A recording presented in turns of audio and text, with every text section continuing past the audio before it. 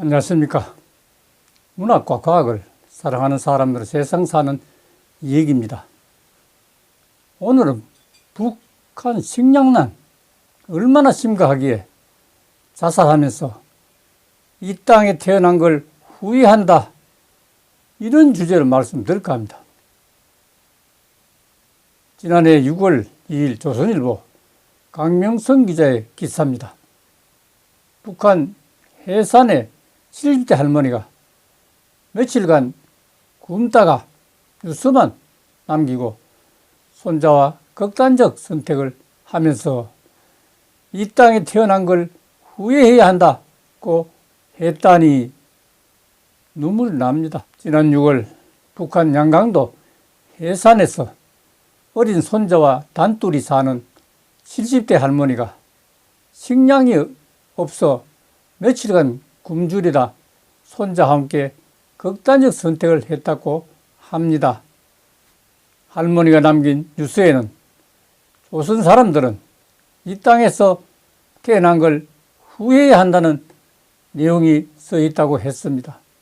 정통한 대북 소식통은 1일 뉴스 내용에 주민들이 동요할 것을 우려해서 의부가 입 단속까지 시켰다고 전했습니다. 북한은 현재 극심한 식량난에 허덕이고 있습니다.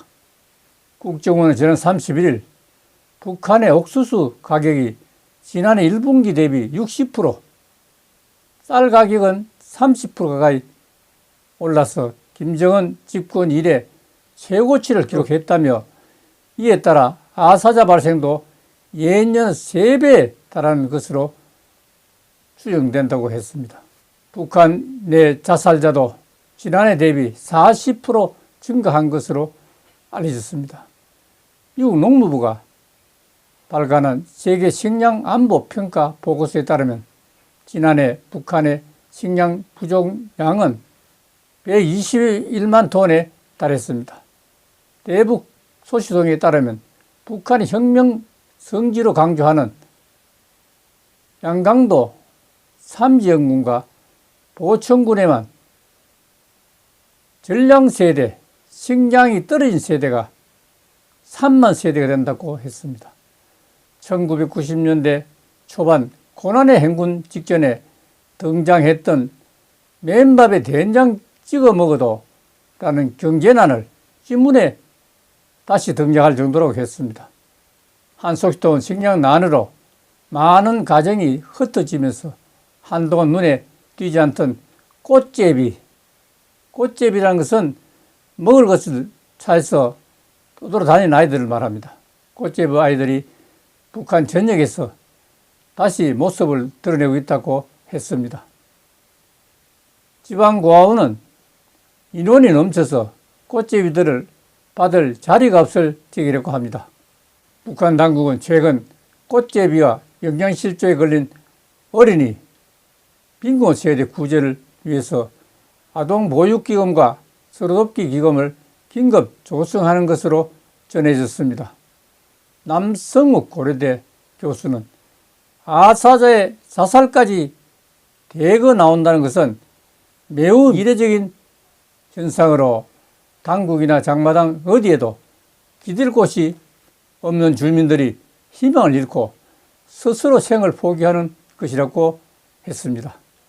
이 같은 식량난은 북한의 무리한 군비 정강, 코로나 봉쇄, 사적 식량 거래 금지 등 반시장적 정책이 복합적으로 작용한 결과라고 했습니다. 특히 김정은 정권이 핵미사일 개발에 모든 국력을 집중시키면서 경제난은 가중되고 있다고 했습니다. 북한의 연간 식량 부족량은 80만 톤을 해외에서 구입할 경우 약 3,647억 원이 소요되는데, 반면에 북한이 지난해 쏘아 올린 71발의 탄도미사일 발사 비용만 6,890억 원이라고 합니다. 미사일 71발 말고 반푸톤만 30발만 쏴도 충분히 식량 해결할 수 있는데, 이렇게 아둔하게 행동을 하는 것은 김정은을 했다 하는 생각입니다. 이충근 한국과학기술정책연구원 명예연구위원은 북한 주민들이 먹을 몇 년치 식량을 하늘에 날려 보내고 있는 것이라고 했습니다. 정말 안타까운 현실입니다. 이들 굶주림에 지쳐 삶을 포기하는 북한 동포는 우리 민족임이 틀림이 없습니다. 우리 정부의 통일부에서 대책을 강구하는 것이 순리가 아닐까 생각합니다.